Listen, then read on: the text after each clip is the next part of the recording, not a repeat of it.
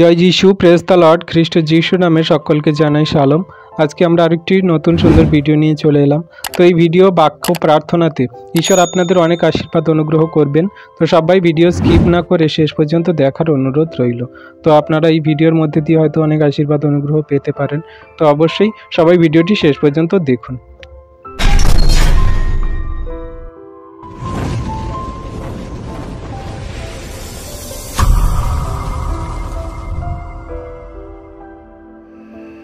এখানে সেই ভক্ত ভাববাদীদের কথা বলা হয়েছে দ্বিতীয় পিতর 2 অধ্যায়ের 1 পদ থেকে 3 পদ পর্যন্ত। এখানে সেই সকল ভক্ত ভাববাদীদের কথা বলা হয়েছে। আগে কি বলছে 1 পদে, যে কিন্তু প্রজাবৃন্দের মধ্যে ভক্ত ভাববাদী গণ উপস্থিত হইয়াছিল। যখন সেই পুরানো নিয়মে মসির দিনে ছিল, তখনকার সেই পুরানো দিনে কিন্তু ভক্ত ভাববাদীরা উপস্থিত হয়েছিল। এলিয়ের দিনেও সেই ভক্ত ভাববাদীরা ছিল। তারা ঈশ্বরকে তারা চিনতো না, জানতো না, অথচ সেই দেব দেবীর পূজা আর্চা করত, সেই বাল দেবের পূজা করত, বা আরশেরা মূর্তি পূজা করত। অনেক রকমের আমরা সেই ভক্ত ভাববাদীদের বা নানান রকম মূর্তি পূজারী ধর্মগুরুদের আমরা দেখেছি বা পেয়েছি। আর এখনকার দিনে কি বলছে, যে সেই প্রকারে তোমাদের মধ্যেও ভক্ত গুরুরা উপস্থিত হইবে, তাহারা গোপনে বিনাশজনক দলভেদ উপস্থিত করিবে। তাহলে আমরা এখনো দেখতে পাচ্ছি সেই অনুগ্রহের যুগে এখন সেই প্রভু যিশুর নামে অনেক ভক্ত ভাববাদীরা উঠেছে। তারা নিজেরা অনেক দলভেদ করছে, করে কিনা সেই প্রভু যিশুর পথ থেকে আমাদের নিজেদেরকে সরিয়ে দিচ্ছে। প্রকৃত বিশ্বাসীদেরকে আজকে প্রভু যিশুর পথ থেকে সরিয়ে দিয়ে তারা অন্য রকম পথে চালিত করছে।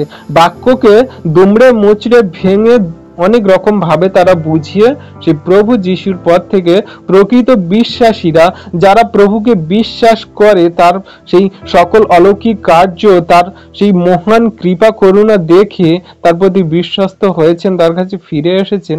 আর সেই সকল ভক্ত ভাববাদীরা কিনা প্রকৃত বিশ্বাসীদেরকে কি করছে, গোপনে তারা দলভেদ করে তাদেরকে বিনাশ করার চেষ্টা করছে, মানে প্রভুর পথ থেকে তাদেরকে সরিয়ে দেওয়ার চেষ্টা করছে। আর তারপরে কি বলছে, সেই অধিপতিকেও অস্বীকার করিবে, এই রূপে শীঘ্র আপনাদের বিনাশ ঘটাইবে। তাহলে সেই অধিপতি যার দ্বারা কিনা আমাদের পাপের ক্ষমা হয়েছে, যার দ্বারা কিনা আমাদের সকল সেই অন্ধকারময় জীবন থেকে তিনি আমাদেরকে উঠিয়ে সত্যের আলোর পথে নিয়ে এসেছেন, সেই একমাত্র অধিপতি, যিনি আকাশ, পৃথিবী, নক্ষত্র, তারা, বিশ্ব ব্রহ্মাণ্ডের সকল সৃষ্টিকারী ঈশ্বর, প্রভুদেরও প্রভু, ঈশ্বরেরও ঈশ্বর, তিনি একমাত্র সেই অধিপতিকেও স্বীকার করছেন এবং নিজেদেরকে সেই বিনাশের পথে নিয়ে যাচ্ছে, যে বিনাশ কিনা আমাদের অনন্ত নরকে নিয়ে যায়। সেই অধিপতিকে অস্বীকার করে দিচ্ছে, মানে যিনি কিনা আমাদেরকে সৃষ্টি করেছে। তাই দ্বিতীয় পদে কি বলছে, আর অনেকে তাহাদের স্বৈরাচারের অনুগামী হইবে, তাহাদের কারণে সত্যের পথ নিন্দিত হইবে। সেই সকল সন্তানদের কারণে আজকে যারা ঈশ্বরকে জেনে বুঝে তারা নানান রকম ভাবে সেই বিশ্বাসী, প্রকৃত বিশ্বাসী সন্তানদেরকে ঈশ্বরের পথ থেকে সরিয়ে নিয়ে যাচ্ছে, স্বৈরাচারের পথে গমন করাচ্ছে, মানে সেই মিথ্যের পথে বা সেই প্রলোভনের পথে তাদেরকে চালিত করছে। আর তাদের কারণেই আজকে সত্য নিন্দিত হবে। যে সত্যটাকে জগতের মানুষ তা জানতো, যে প্রভু যিশু একমাত্র সত্য ঈশ্বর, আর সেই সকল সন্তানদের কারণে, সেই সকল স্বৈরাচারীদের কারণেই আজকে সত্যটা নিন্দিত হয়ে যাচ্ছে। সত্যকে মানুষ তুচ্ছ করছে, সত্য ঈশ্বরকে আজকের গালাগালি দিচ্ছে, সত্য ঈশ্বরকে আজকে তারা নিন্দার চোখে দেখছে। বিশ্বাসী সন্তানদেরকে অনেক জায়গায় সমস্যায় পড়তে হচ্ছে সেই সকল সন্তানদের জন্য। আমরা যদি সঠিকভাবে ঈশ্বরের বাক্য পালন করতে পারি, সঠিকভাবে যদি ঈশ্বরের পথে চলতে পারি, প্রভু যিশুর আজ্ঞা শিক্ষা সকল পালন করতে পারি, কোনো দিন আমাদের সত্য ঈশ্বরের নিন্দিত হবে না, কোনো দিন আমাদের সত্য ঈশ্বরের পথ নিন্দিত হবে। কি বলছে, লোভের বশে তাহারা কল্পিত বাক্য দ্বারা তাহাদের হইতে অর্থ লাভ করিবে। কল্পিত বাক্য। তারা নিজেরাই কল্পনা করে যে সকল বাক্য মানুষের কাছে তুলে ধরবে, তারা অর্থ লাভের চেষ্টায় এগুলো করবে। তারা টাকা পয়সা ধন সম্পদ কামানোর জন্যই তারা সেই সকল বাক্য প্রচার করবে। তারা নিজেরা কল্পনা করে সেই সকল বাক্যকে মানুষের কাছে, বিশ্বাসী সন্তানদের কাছে প্রয়োগ করবে, যাতে সেই বিশ্বাসী সন্তানদের কাছ থেকে তারা অর্থ লাভ করতে পারে। তাদের নিজেদের কল্পনা দ্বারা বাক্য তৈরি করে তারা বলবে। ঈশ্বরের সত্য সঠিক শিক্ষা মানুষের কাছে বলছে না বা বলবে না। আজকের দিনে আমরা দেখি অনেক ভক্ত ভাববাদীরা আছে, আমরা কাউকে নাম করছি না বা কাউকে কোনো দোষ দিয়ে বলছি না, কিন্তু এমনও অনেক আছে আমাদের বোঝার মতো ঈশ্বর ক্ষমতা দিয়েছেন, আমরা বাইবেল পড়ি, অনেকে অনেক কিছু বুঝি অল্প হলেও, আমাদের মধ্যে পবিত্র আত্মার বরদান আছে, অবশ্যই আমরা সবাই বোঝার চেষ্টা করলে বুঝতে পারবো। জগতে অনেক সেই ভক্ত ভাববাদী, অনেক পাস্টার, অনেক দেখি আমরা, তারা নিজেদের সেই অর্থ লাভের চেষ্টায়, টাকা পয়সা কামানোর জন্য নিজেরা কল্পনা দ্বারা অনেক কিছু বাক্য বিশ্বাসীদের সামনে তুলে ধরে থাকে বা বলে থাকে। আর তারপরে কি বলছে, তাহাদের বিচারাজ্ঞা দীর্ঘকাল বিলম্ব করে নাই।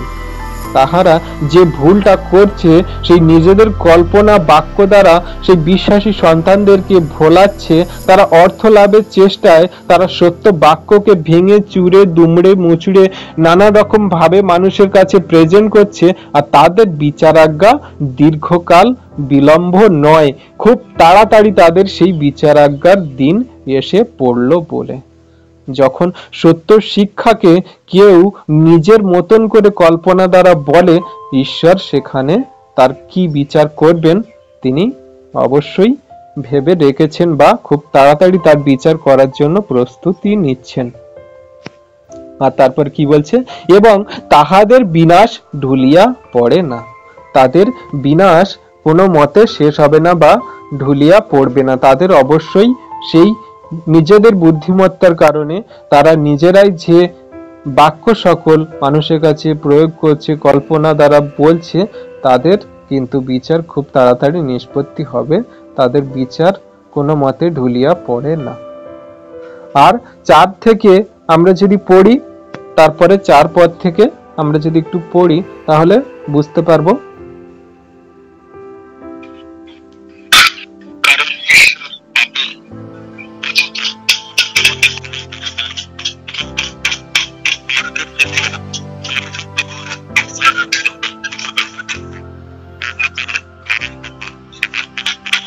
Amen, hallelujah. তাহলে 4 পদে কি বলছে, কারণ ঈশ্বর পাপে পতিত দূতগণকে ক্ষমা করে নাই। কি বলছে, ঈশ্বর পাপে পতিত সেই দূতগণকেও ক্ষমা করেনি, যে দূতগণ কিনা সেই স্বর্গরাজ্যে থাকতো, ঈশ্বরের সঙ্গে থাকতো। সেই দূতগণকে যখন ঈশ্বর ক্ষমা করেনি, তাহলে ঈশ্বরের সত্য বাক্য যখন জগতের মানুষ, যাদেরকে কর্তৃত্ব দেয়া হয়েছে, আমার সত্য শিক্ষাকে তোমরা জগতের জাতি জাতি মানুষের কাছে পৌঁছে দাও, আর তারা যদি নিজেদের বুদ্ধিমত্তা দ্বারা, তারা যদি নিজেদের সেই কল্পনা দ্বারা সত্য বাক্যকে ভেঙে দুমড়ে মুচড়ে বলে, সেই রকম মতন করে জগতের বিশ্বাসী মানুষদের কাছে বলে, তাহলে তাদের বিচার কেমন হবে? আজকে জগতে সেই সকল সন্তানদের কেমন দশা হবে যখন ঈশ্বর সেই স্বর্গদূতকে পর্যন্ত ছাড়েনি, যে কিনা সেই স্বর্গদূত ঈশ্বরের বিরুদ্ধে যুদ্ধ করার জন্য, সেই স্বর্গদূত যে কিনা সেই শয়তান দিয়াবল যে স্বর্গদূত, সেই ঈশ্বরের সাথে যুদ্ধ করার জন্য, সেই স্বর্গরাজ্যের শাসন পাওয়ার জন্য সে কিনা যুদ্ধ করেছিল, যখন সেই ঈশ্বর স্বর্গদূতকেও পর্যন্ত ছাড়েনি, তাহলে আমাদের যে মানুষ, আমরা যে সকলেই নিজেদের বুদ্ধিমত্তার কারণে অর্থ লাভের চেষ্টায় ঈশ্বরের বাক্যকে দুমড়ে মুচড়ে ভেঙে নানান রকম ভাবে বিশ্বাসী সন্তানদের কাছে যখন বলি, তাহলে তার বিচার কেমন হবে? তিনি সেই স্বর্গদূতকে নরকে ফেলিয়া তার যখন বিচার করেছিলেন, নরকে ফেলে দিয়ে তার বিচারার্থে রক্ষিত হইবার জন্য অন্ধকারে কারাকূপে সমর্পণ করে রেখেছেন। তাহলে যে সকল সন্তানরা আজকের ঈশ্বরের সত্য বাক্য পেয়ে জেনে বুঝে তারা আজকে যদি সেই শিক্ষাকে অর্থ লাভের চেষ্টায় তারা যদি সেই বাক্যকে জগতের মানুষের কাছে, বিশ্বাসী সন্তানদের কাছে নিজেদের কল্পনা দ্বারা বলে, তাহলে তাদের কেমন বিচার হবে? আমরা যদি একটু বোঝার চেষ্টা করি অবশ্যই বুঝতে পারব। তাই ঈশ্বরের বাক্য নিয়ে কোনো রকম ছেলেখেলা নয়, ঈশ্বরের বাক্য নিয়ে কোনো রকম খারাপ অল্প হালকা ভাবে নেওয়া নয়। ঈশ্বরের বাক্য তিনি জীবন্ত কার্য সাধক, তিনি দ্বিধার খড়গ অপেক্ষা তীক্ষ্ণ, যেখানে পড়েন সেখানে আমাদের দেহ মন আত্মা আমাদের হাড় মজ্জা ভেদ করে আমাদের ভিতরে অন্তরঙ্গ স্থলে পৌঁছায়। ঈশ্বরের বাক্য এত তীক্ষ্ণ, তাই ঈশ্বরের বাক্য নিয়ে কোন রকম ছেলে খেলা নয়। যারা নিজেরা ঈশ্বরের বাক্য নিয়ে নিজেদের বুদ্ধিমত্তার কারণে তারা ভেঙে চুরে নানান রকম ভাবে জগতে বিশ্বাসী সন্তানদের কাছে প্রয়োগ করে, তাদের বিচার দিনে খুব ঘোরতর বিপদ এবং খুব ঘোরতর সেই বিচারের সম্মুখীন হতে হবে। আমরা কল্পনা করতে পারি না সেই বিচার কেমন হবে তাদের জন্য। আর 5 পদে কি বলছে?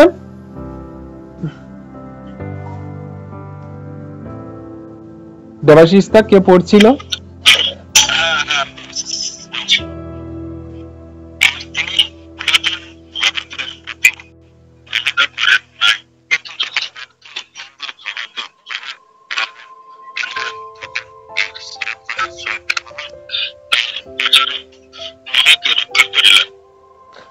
আমেন। তাহলে এখানে বলছে 5 পদে কি? আর তিনি পুরাতন জগতের প্রতি মমতা করে নাই, কিন্তু যখন ভক্তিহীনদের জগতে জলপ্লাবন আনিলেন, তখন আর 7 জনের সহিত ধার্মিকতার প্রচারক নোহকে রক্ষা করিলেন। তাহলে আমরা এখানে সেই নোহের দিনের কথা আমরা বুঝতে পারি। একটা উদাহরণস্বরূপ রাখছেন যে তিনি কিনা পুরাতন জগতের মানুষের প্রতি কোন রকম মমতা করেন না, কারণ তারা পাপে পতিত হয়েছে, ঈশ্বরের বাক্য থেকে মুখ ফিরিয়েছে, সত্য ঈশ্বরের কাছ থেকে তারা সরে পড়েছে। তাই তিনি কিনা সেই সকল মানুষদের প্রতি আর কোনো মায়া মমতা কোন রকম প্রেম ভালোবাসা দেখায় না। যখন সত্য ঈশ্বরের প্রতি তারা মুখ ফিরিয়েছে,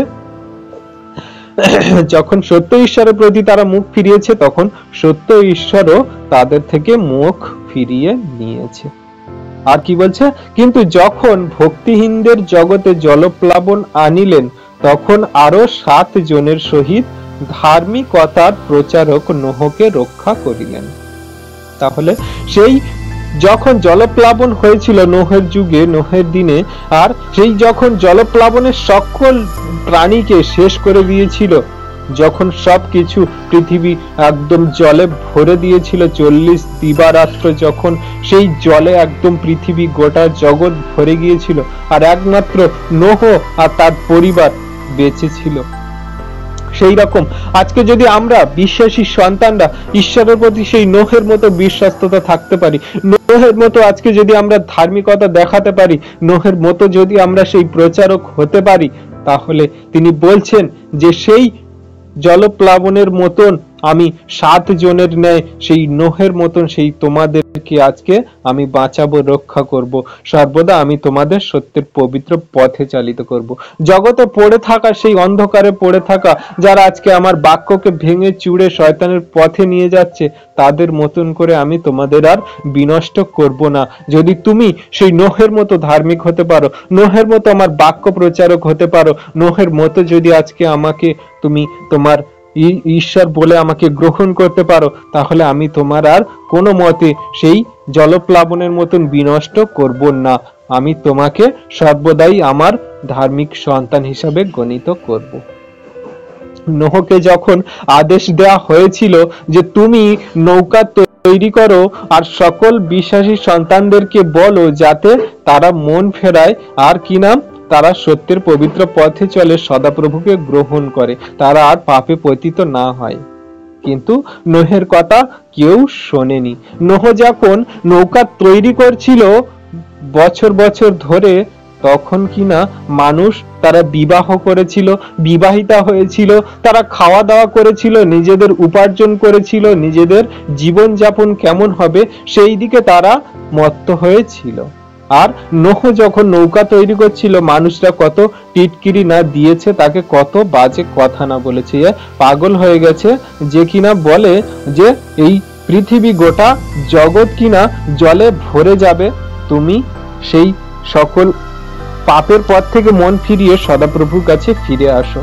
তারা সেই নোহের কথায় বিশ্বাস করেনি, তার প্রচারকে তারা বিশ্বাস করেনি। আর যখন সেটা হয়েছিল, জলে ভরে গেছিল, তখন তাকে বিশ্বাস করেছিল, তখন তার কথা জেনেছিল। তো সেই রকম যদি আমরা সেই নোহের মতো ধার্মিকতা দেখাতে পারি, নোহের মতো যদি ঈশ্বরের প্রতি বিশ্বস্ত থাকতে পারি, আজকের সেই যে দুঃখ কষ্ট ক্লেশ যন্ত্রণা যে সমস্যা সকল ঈশ্বর দেখাবেন সেই সকল সন্তানদের উপরে যারা কিনা ঈশ্বরের বাক্যকে হালকাভাবে নেয়, ঈশ্বরের বাক্যকে তারা নানান রকম ভাবে ভেঙে চুড়ে দুমড়ে মুচড়ে আজকে হালকাভাবে নিয়েছে, তাদের যে কষ্ট দুঃখ ক্লেশ বিচার হবে, কিন্তু বিশ্বাসী সন্তানদের সেই বিচারে আর আনিত হবে না। Amen, hallelujah. আর 6 পদে কি বলছে? Amen, hallelujah. তাহলে দেখো এখানে কত সুন্দর আমাদের দৃষ্টান্ত দিচ্ছে। সেই সাদম আর গমোরার বিষয়ে ঈশ্বর দৃষ্টান্ত স্বরূপ আমাদের কাছে রাখছে। লাইনটা একটু মিউট করে নি, যার লাইনটা খোলা আছে।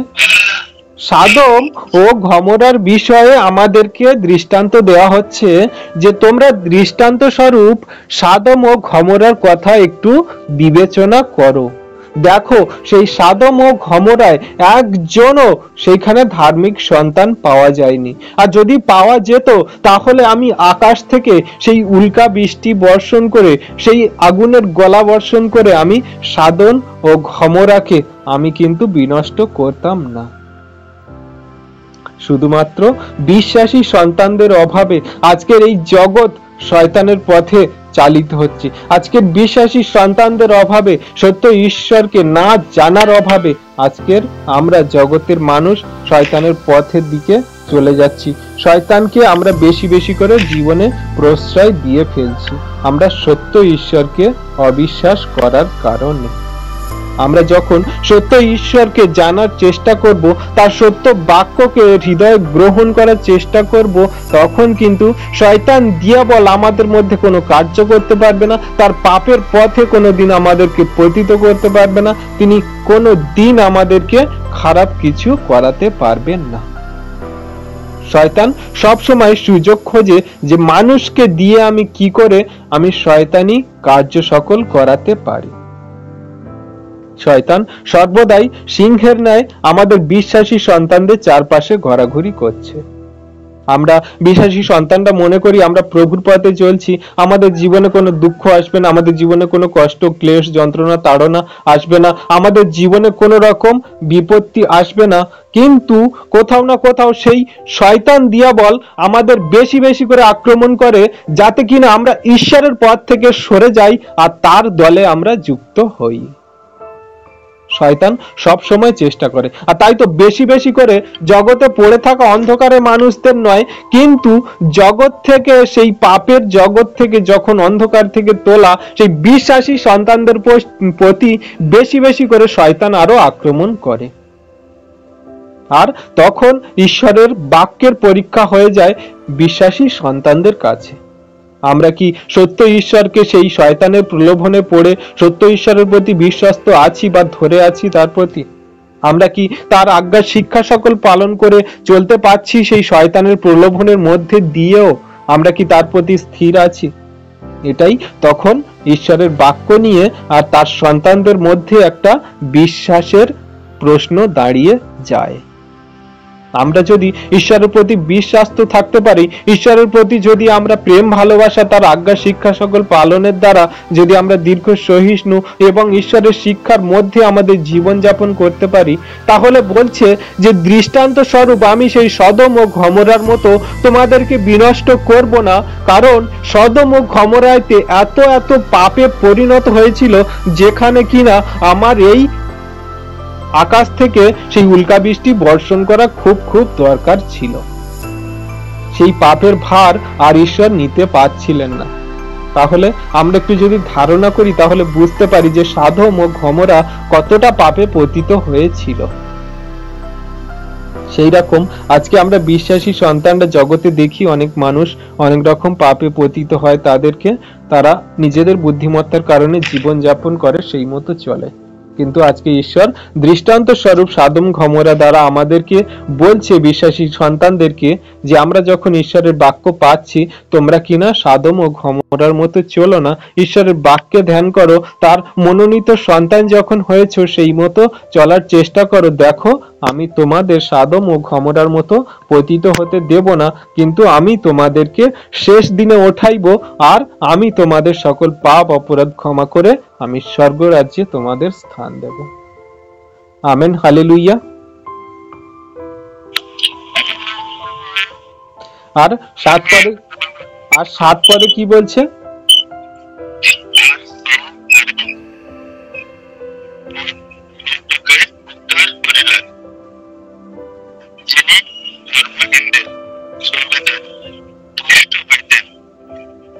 আমেন।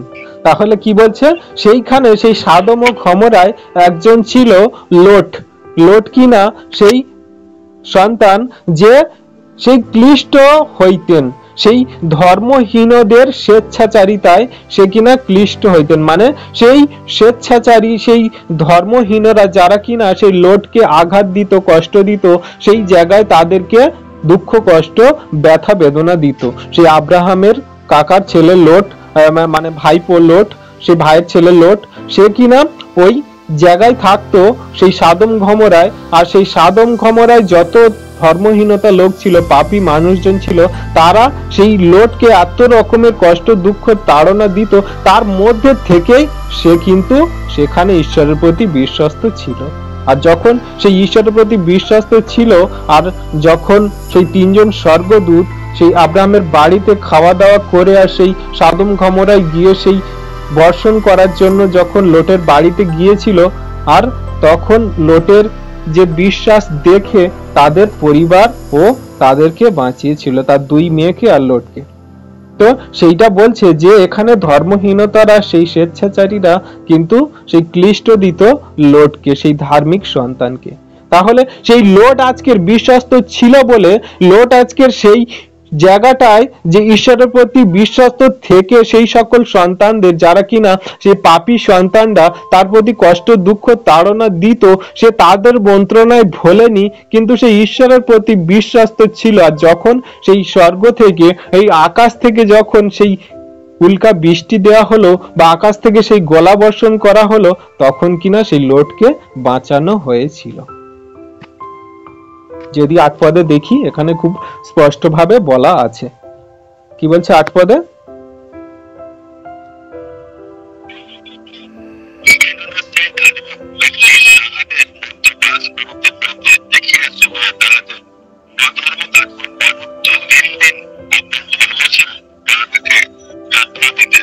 আর 9, তার পদে 9। হ্যাঁ,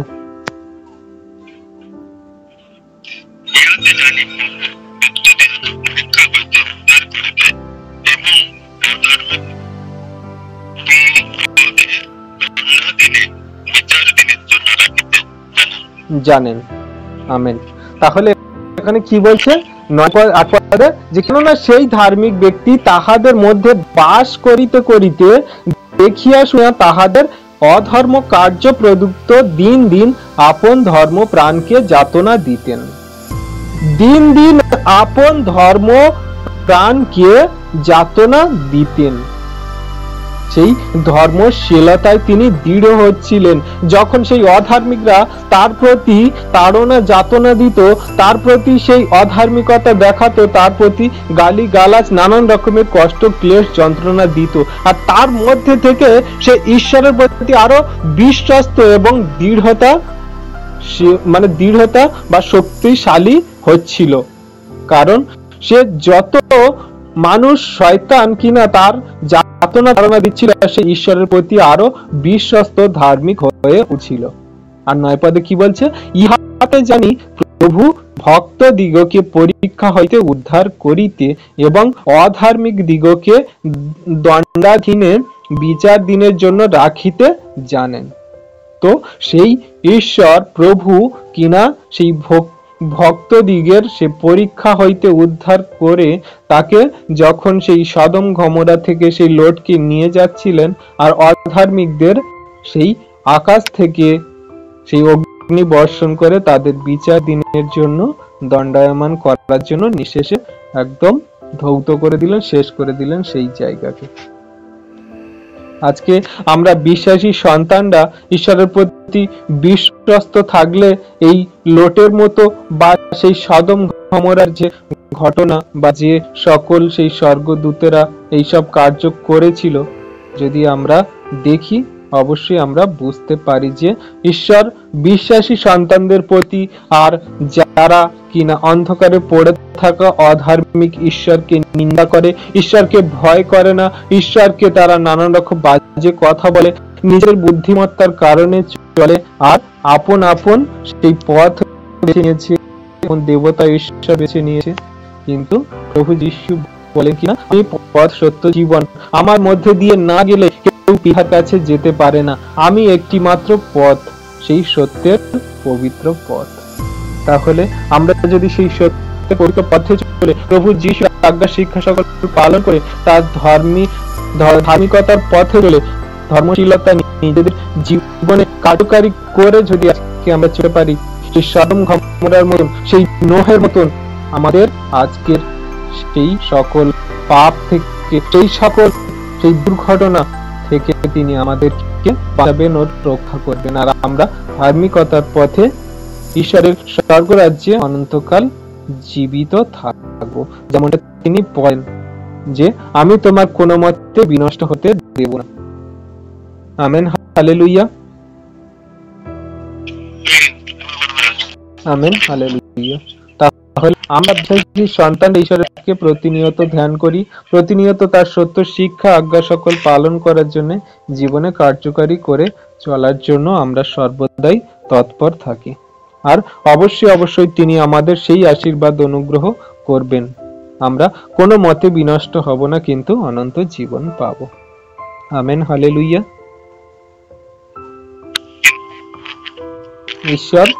ঈশ্বর আপন বাক্যে সকলকে আশীর্বাদ করুন। Amen, amen, amen. আচ্ছা, আমরা এই বাক্যের উপরে প্রার্থনা করব। ঠিক আছে, আমি প্রার্থনা করছি।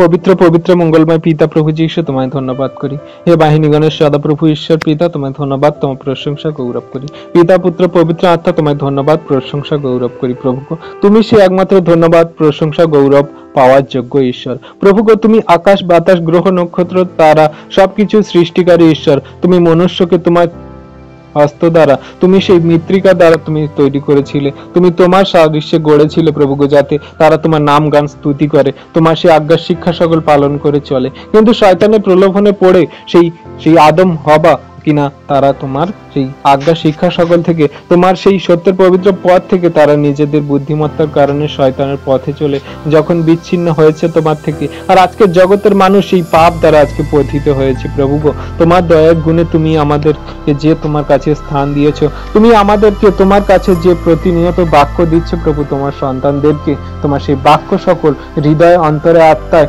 তাদের রক্তের মধ্যে সেই সকল বাক্য ধরে রাখতে সাহায্য করো। কোনো মতে যেন সেই আদম হবার মতন সেই শয়তান দিয়াবল আমাদের প্রলোভনে না ফেলতে পারে, কোনো মতে যেন শয়তান দিয়াবল আমাদেরকে সেই বাক্য থেকে, তোমার শিক্ষা থেকে যেন আমাদের সরিয়ে না ফেলতে পারে। প্রভু গো, সেই তুমি আমাদের একমাত্র জীবন্ত জাগ্রত ঈশ্বর, তুমি একমাত্র আমাদের কার্য সাধনকারী ঈশ্বর। তুমি আমাদের প্রতি দয়া করো, কৃপা করো, করুণা করো, অনুগ্রহ করো প্রভু। তোমায় ধন্যবাদ করি, তোমার প্রশংসা, তোমার গৌরব করি প্রভু। তুমি দয়ালু, কৃপাময়, তুমি মহান ঈশ্বর পিতা, তোমায় ধন্যবাদ করি। হ্যাঁ প্রভু গো, তোমার কাছে নত জানু হয়ে আমরা প্রতিনিয়ত যাচনা করি, প্রার্থনা করি যে তুমি আমাদের সর্বদাই রক্ষা করো, তুমি আমাদের সর্বদাই সেই পাপের পথ থেকে, শয়তানের পথ থেকে বাঁচাও, রক্ষা করো পিতা গো। তোমায় ধন্যবাদ করি, তোমার প্রশংসা, তোমার গৌরব করি পিতা। তুমি জীবন্ত, তুমি জাগ্রত, তুমি মহান ঈশ্বর। তোমায় ধন্যবাদ, তোমায় ধন্যবাদ, ধন্যবাদ করি। হালেলুয়া। আবা পিতা প্রভু যীশু, তুমি একমাত্র সেই মহান ঈশ্বর,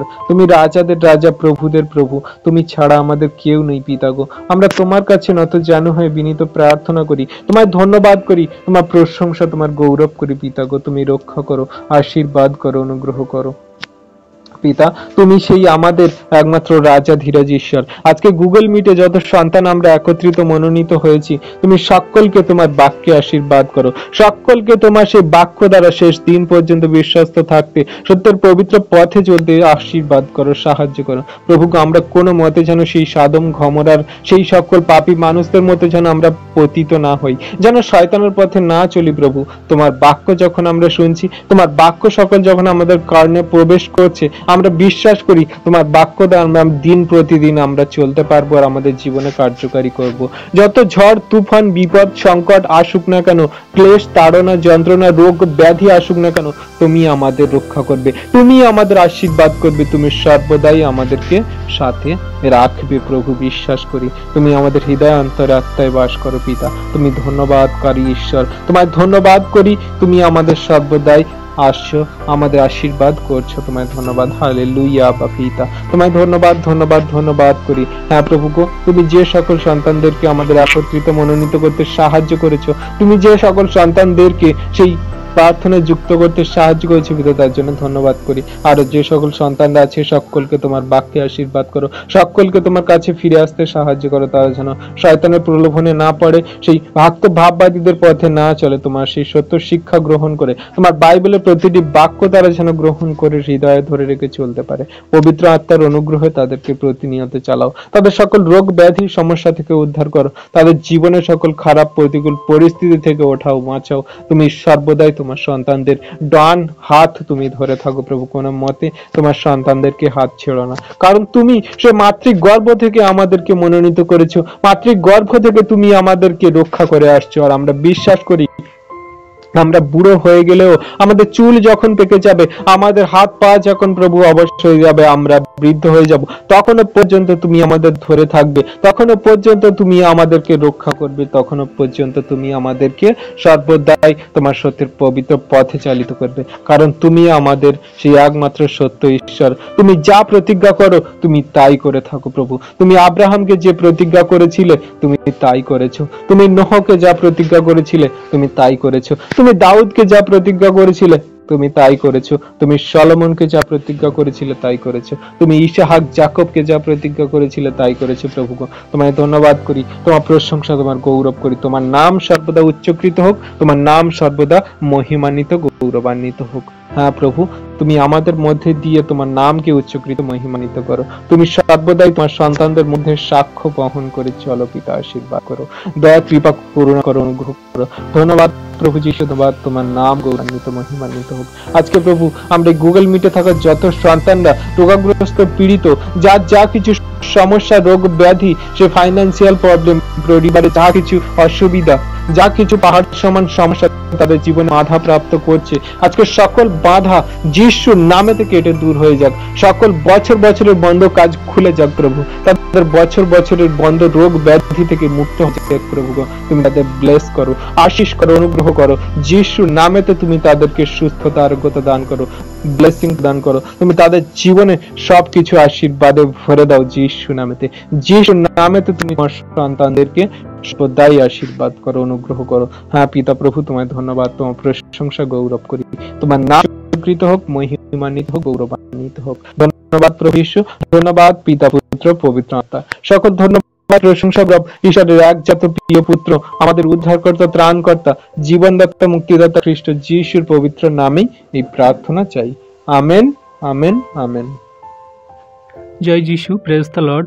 আমাদের এই বাক্য প্রার্থনা ভিডিও যদি আপনার ভালো লেগে থাকে তাহলে আমরা প্রত্যেকবারের মতো আপনাদেরকে রিকোয়েস্ট করব, আমাদের খ্রিস্ট যিশু সহভাগিতা ইউটিউব চ্যানেলকে আপনারা লাইক করুন, কমেন্ট করুন এবং বেশি বেশি করে বিশ্বাসী সন্তানদের কাছে আরও বেশি বেশি করে শেয়ার করুন, যাতে এই ভিডিও দ্বারা আরও অনেক মানুষ আশীর্বাদ পায়।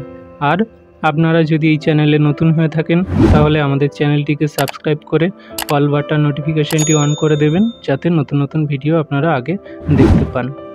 আর আমাদের ডেসক্রিপশানে দেওয়া হোয়াটসঅ্যাপ গ্রুপের লিঙ্ক আছে, আমাদের নাম্বার দেওয়া আছে, আমাদের স্ক্রিনে নাম্বার আছে, আমাদের স্ক্রিনে দেওয়া নাম্বারে আপনারা প্রার্থনা রিকোয়েস্ট দিতে পারেন, হোয়াটসঅ্যাপ করতে পারেন।